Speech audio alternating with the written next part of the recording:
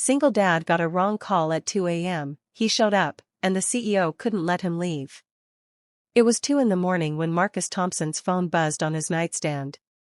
The single father of 2 had been asleep for maybe an hour after finishing his overnight shift at the warehouse. His body ached, his eyes burned, but he grabbed the phone anyway because when you're a parent, every late-night call sends your heart racing. On the other end was a trembling voice he didn't recognize. A young woman, barely holding it together, begging someone named Dad to come to the hospital. She was terrified, alone, and clearly in crisis.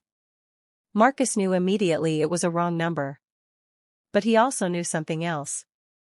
He knew what it felt like to be desperate and alone. And in that moment, he made a choice that would change both their lives forever. Instead of hanging up and going back to sleep, Marcus did something that most people wouldn't even consider. He got dressed, left a note for his teenage daughter, and drove across town to that hospital. He didn't know this girl. He didn't owe her anything.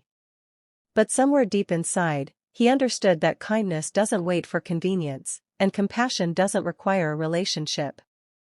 It just requires showing up. Before we continue with this incredible story, if you believe in the power of human kindness and want more stories that restore your faith in humanity, please hit that subscribe button and ring the notification bell. Leave a comment below telling us about a time someone showed you unexpected kindness. And if this story touches your heart, give it a like so we can share these moments with even more people. Welcome to Heartfelt Moments, where we celebrate the everyday heroes who remind us what really matters. Now, back to Marcus and that fateful night. When Marcus walked into the emergency room at 2:30 in the morning, he found her right away. Emma Bradford was 23 years old, sitting alone in the waiting area with tears streaming down her face and her hands shaking uncontrollably.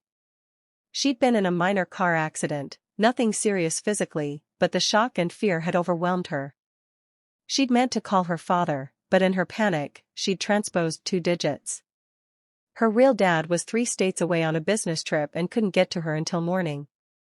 Marcus walked up to her slowly, his work boots squeaking on the hospital floor, and said gently, "Hey there. I'm Marcus. You called me by mistake, but I figured you could use some company." Emma looked up at this stranger, this tired-looking man in a warehouse uniform who had no reason to be there, and she just broke down. He sat with her for the next 4 hours. He didn't say much at first, just sat there like a steady presence while the nurses checked her out and the police finished their paperwork. He got her some terrible hospital coffee and a warm blanket. He called her father for her when her hands were shaking too much to dial. He stayed until her dad arrived on the first morning flight, never once making her feel like a burden or an inconvenience. What Marcus didn't know was that Emma's father was Richard Bradford, the CEO of one of the largest retail chains in the region. Richard arrived at the hospital that morning expecting to find his daughter alone and traumatized. Instead, he found her calm, wrapped in a blanket, laughing quietly at something this kind stranger was saying about his own daughter's terrible taste in music. The relief that flooded through Richard was overwhelming, but it was quickly followed by profound gratitude and curiosity. Who was this man? Why had he come? Marcus simply shrugged and said, "She needed someone. I was someone. That's all." Then he prepared to leave, to get back home before his own kids woke up, to maybe catch an hour of sleep before starting it all over again. But Richard Bradford couldn't let it end there. Over the following days, he learned more about Marcus. He discovered that this man who'd shown such extraordinary kindness was struggling to make ends meet, working double shifts to support his 2 kids after his wife had passed away from cancer 3 years earlier. Marcus never asked for anything and actually seemed uncomfortable when Richard tried to thank him. But Richard was determined to pay forward the kindness that had been shown to his daughter in her darkest moment. What happened next wasn't charity. It was recognition. Richard offered Marcus a position at his company, not out of pity, but because he saw in Marcus the kind of character and integrity that no resume could ever capture. Marcus started in management training, and within 2 years, he'd become one of the company's most respected regional supervisors. But more than that, Richard and his family became genuine friends with Marcus and his children. Their families spent holidays together. Richard's wife helped Marcus's daughter pick out a prom dress. Emma became like an older sister to Marcus's kids. The story could end there, and it would already be beautiful. But there's more. Marcus's story became something of a legend within the company. Richard began telling it at corporate events, not to embarrass Marcus, but to illustrate what the company's values really meant in action.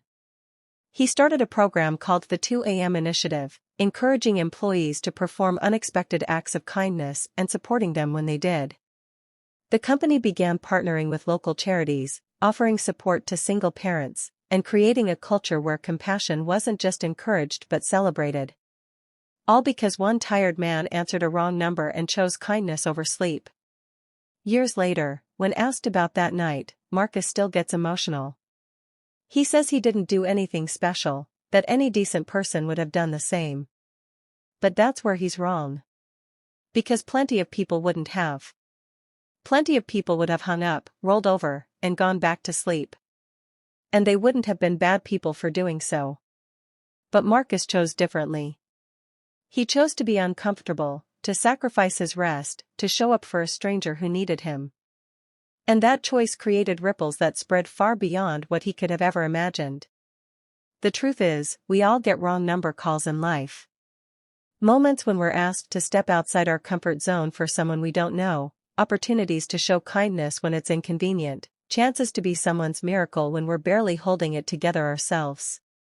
Most of the time, we'll never know the full impact of these small choices. But every act of genuine compassion matters. Every time we choose kindness over indifference, we're changing the world in ways we can't measure. Marcus Thompson didn't set out to be a hero that night. He just set out to be human. And sometimes, that's the most heroic thing we can be. So the next time you have a choice between turning away and showing up, remember Marcus.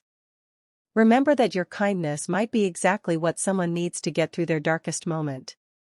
And remember that the call at 2 in the morning might be a wrong number, but showing up is always the right answer.